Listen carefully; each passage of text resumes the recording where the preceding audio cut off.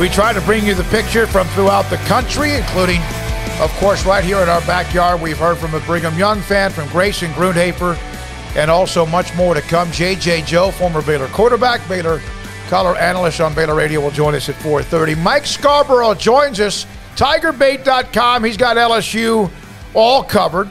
We've had Mike on before. He's great at what he does. And Armstrong, do we have Mike on the technology of? Yes, we do. Oh, look at that little beautiful background with the LSU helmet. How you been, Mike?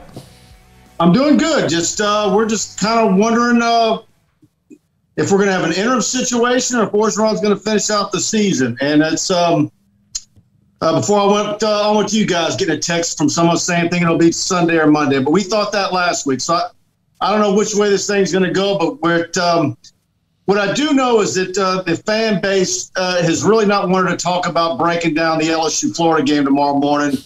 It's been nothing but who's the next coach going to be, and that's where we're at. Mike, when it comes to Ed Orgeron, clearly he had some great assistants in Joe Brady and Dave Aranda, and both those guys have moved on to other places. Where did it start to go wrong before you get into any of the off-the-field stuff in the Title IX investigation? I think it started to go off the rails a little bit where you had several recruiting classes where there's not much left of them. They've obviously been hit by the injury bug. I think there's been some bad hires as well. I think you had the COVID year. You had a national championship hangover.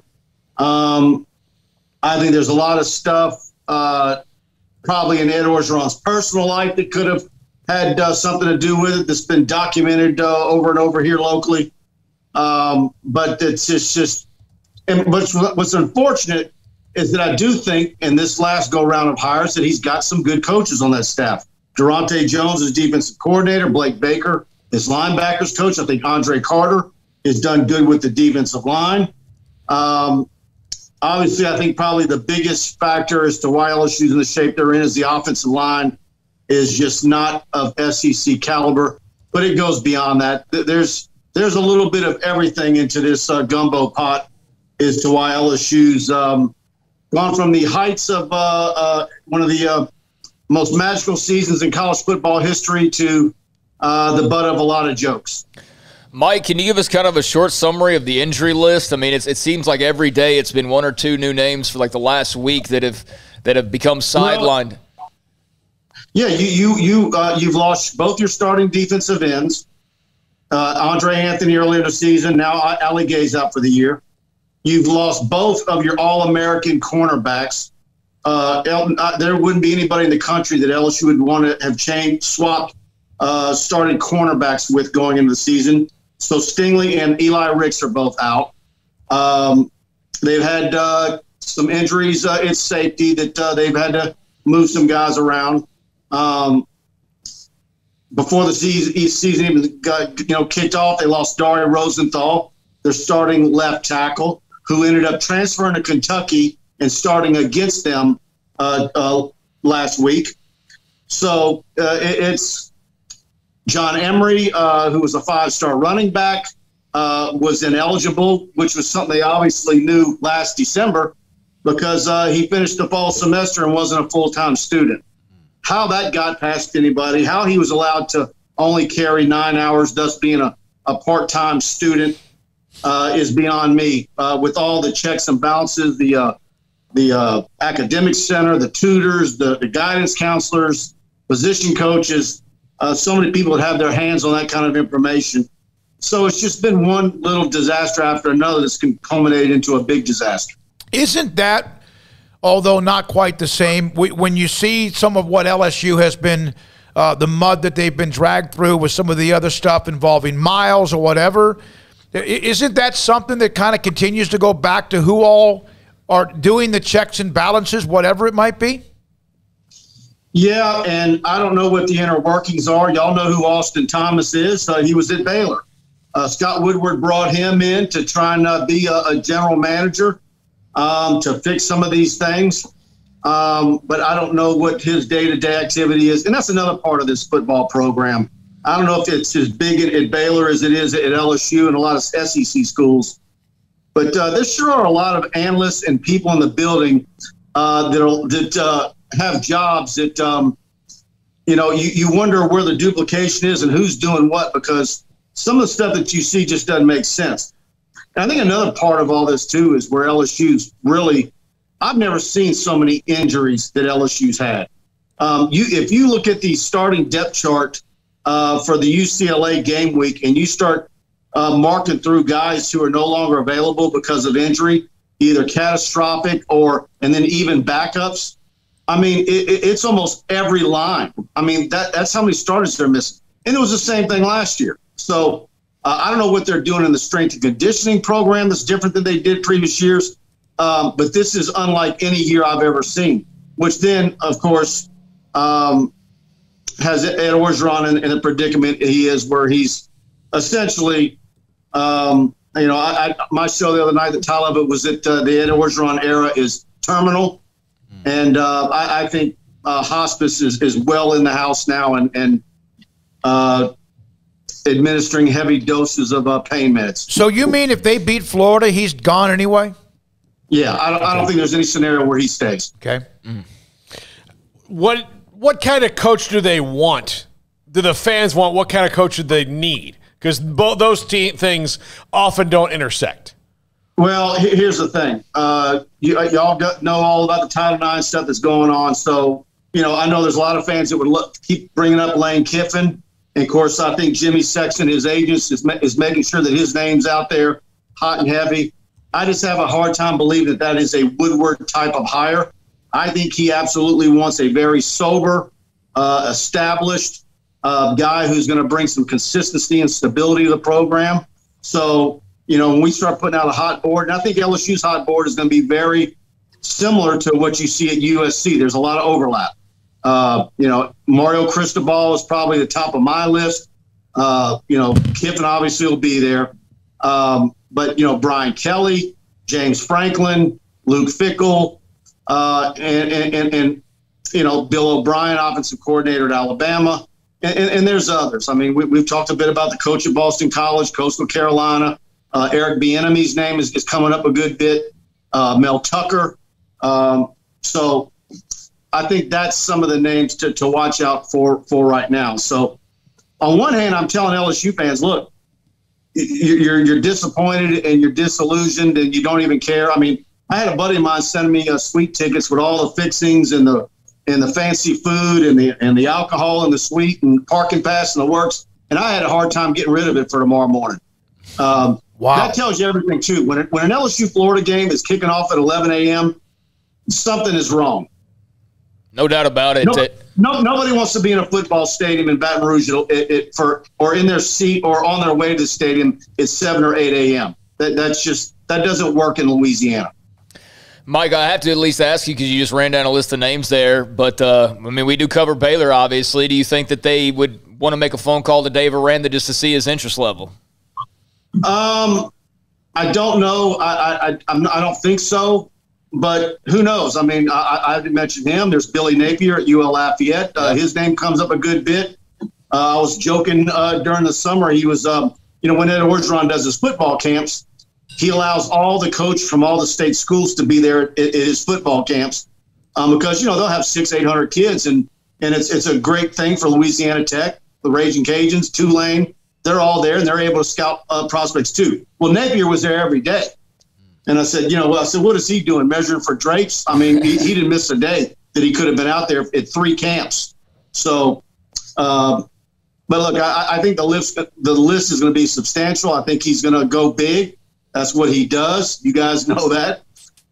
So I think it's going to be – I think that the list is going to be a who's who. And normally when you see these hot boards from schools like LSU, you kind of laugh and say, they ain't getting that guy. But when Scott Woodward's involved, it's a whole different animal than Joe Oliva. And the list that's being that we're talking about is a whole lot different than 2016 when it was Tom Herman or bust, and then it was Ed Orgeron. And then I always tell people, had LSU lost that last game to Texas A&M when Ed Orgeron was interim coach, how bad it was, the possibilities that year. the next guy in line was going to be Larry Fedora. That's how bad things were.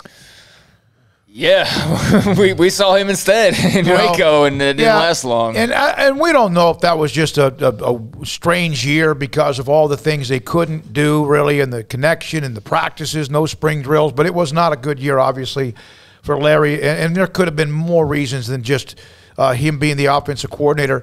Craig asked you about Dave Aranda. We've had a lot of people in the chat, Mike, asking about Byron Leftwich. You may have mentioned him. I'm not sure. Have you heard his name at all? I haven't heard anything him at all. But I think most fans here, it's probably you've got a big Lane Kiffin contingent, and then you've got a big Mario Cristobal contingent. And one of the things that's been a bugaboo for LSU is offensive linemen. This state produces incredible athletes, wide receivers, defensive backs, etc. You'll have a decent amount of defensive linemen, but not overwhelming. And I think that's also, by the way, where Orgeron made a mistake. He pushed Aranda out the door because he wanted to go to a 4-3, when in reality, you're better off with a 3-4 because it's hard to recruit the quality of defensive lineman and numbers you need for a 4-3. But I think Mario Cristobal, being an offensive line guru, and in fact, he came in Louisiana and took one of the best offensive linemen in the last decade away from LSU, Cam Robinson. And so I think that's why he's a Hyde guy. And then the other fact is that if Alabama had to make a decision, had to hire a coach because Saban retired, Cristobal is likely the #1 guy on Alabama's list. Wow. See, most people would say that would be Dabo Sweeney because he's an Alabama guy, but yeah, Crystal, that's an interesting point, Mike. That most Alabama fans can't stand Dabo. Most college football fans can't stand Dabo. There you go. You said it, Mike. Be nice. By the way, because of this segment, Mike is going to send us some boudin. We have people on the chat room that ask Tim in Iowa, always asking about boudin. And what was the story? You said you went to the 409, which is down near Beaumont, to go watch a commitment a recruit or a prospect? Yeah, I went to go see Beaumont Ozine in Beaumont at that, whatever that name of that stadium is, right there on I-10. And I'm there in pregame warm-ups. They're playing Zydeco music. I go to the concession stand. They got boudin and crackling. And I'm like, am I in Louisiana or I'm in Texas? No, it's pretty much Louisiana. You are in Louisiana when you're in the 409, I think. Yeah, the culture is seeping over there. If there was ever a war for the border, Beaumont would be very disputed territory. Yeah, it would be. Man, they'd be torn apart. That's Southeast Texas. I grew up in Northeast Texas, and that was basically Louisiana. I mean, it was Tyler, just like 2 hours to Shreveport, and it's like basically it really is next door neighbor. And there are places. Now, there's a big difference between North Louisiana, that Shreveport Bossier area, and South Louisiana. Everything. A lot of people here say anything south of Alexandria is a whole new world because of, obviously Mardi Gras, a higher Catholic contingent, and the partying that's down here. Whereas up north, where Kim Mulkey went to school, and it was a dry parish, that's more of the East Texas Bible Belt heading into Mississippi. Yeah, more Baptist. Who went to school up there? Yeah. I had to drop her name on y'all, didn't I? Yeah. We appreciate it. It's the first time women's basketball has been mentioned in a long time. By the way, and it will be because of Nikki Collins is going to be pretty good. Have you had the opportunity yet to kiss her ring? No, but I did go to my first ever practice. I've been doing this for 25 years, and I've never been to a women's basketball practice. Oh, we lost your audio there, Mike. Yeah, we may have lost. Is it back? Yeah, there you go. Yeah, by the way, that's the second time today the CDC is calling me for asking me to do a questionnaire with them. Don't do it. Yeah. Don't do it. No, and I'll do. I mean, she's brought obviously excitement to that area. You've seen it. There's people that practice or whatever. Oh, look, I was talking to the SID last night. They had a little over 800 season ticket holders. And now they're right at 5,000. Yep. Wow. Yep. She'll create that. She's going to create the energy. It'll be really interesting to see how that goes.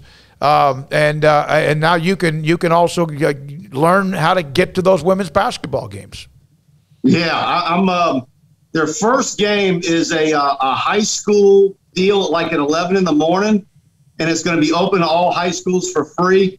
So that one's not going to have the fanfare that you would think a first Kim Mulkey basketball game would have. So the second game, I believe, is actually going to be where they have all the fanfare, and I'm sure they're going to have giveaways and commemorative this and that. And Dale Brown used to have the tiger come out of the ceiling on a rope.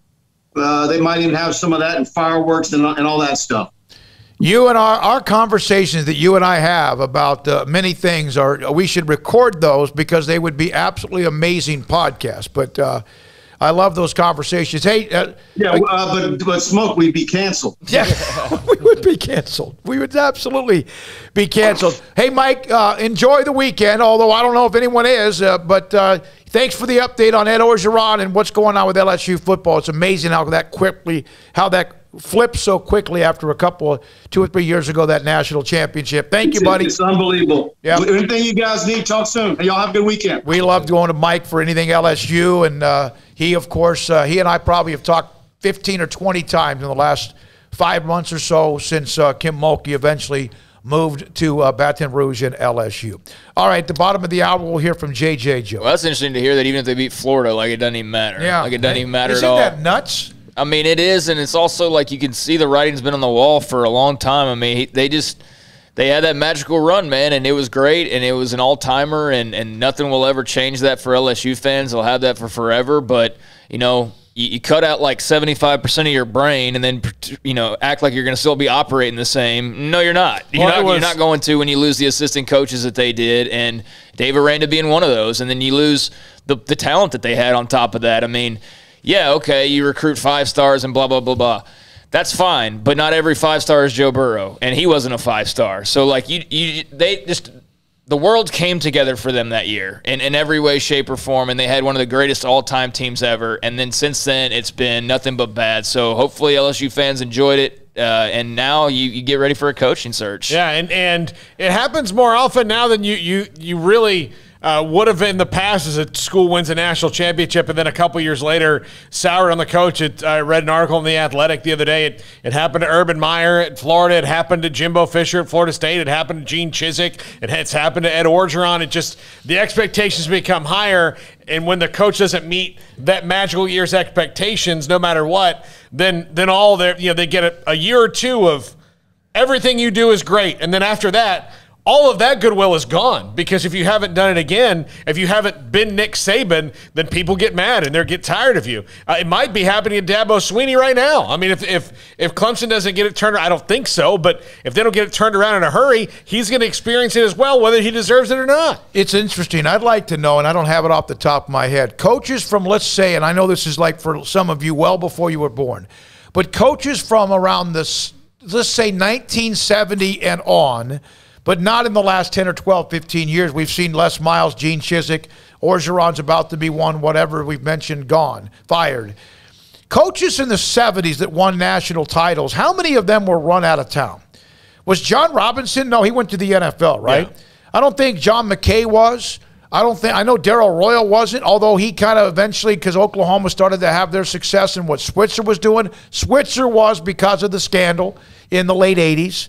But, not McCartan, what's his name? Yeah, but they weren't dealing with nearly the issues that the coaches everything's so public now. Well, it's not even that. It's not even that it's public. I mean, if Barry Switzer actually had this type of media around back when he was coaching, he would have been screwed. I mean, he would have been done. He would have been on TMZ drunk as all get out, on multiple occasions. And I love Barry Switzer, but it's true. Like, at the same time, though, they weren't dealing with the transfer portal. They weren't dealing with COVID-19. They weren't dealing with NIL. They weren't dealing with, the conference realignments, and I guess to an extent some were at maybe some points, but not like the shuffling that it's become now, and potentially could become even more so moving forward. I just think now, like, it's just you don't have as much rope. You just simply don't. I mean, yeah, you won a national title 2 years ago, but then what did you do? There's this Title IX thing, and there's also the fact that, you came out right away after losing Dave Aranda and said Bo Pelini's actually going to be better. I mean, and then he turned out to be absolutely awful, and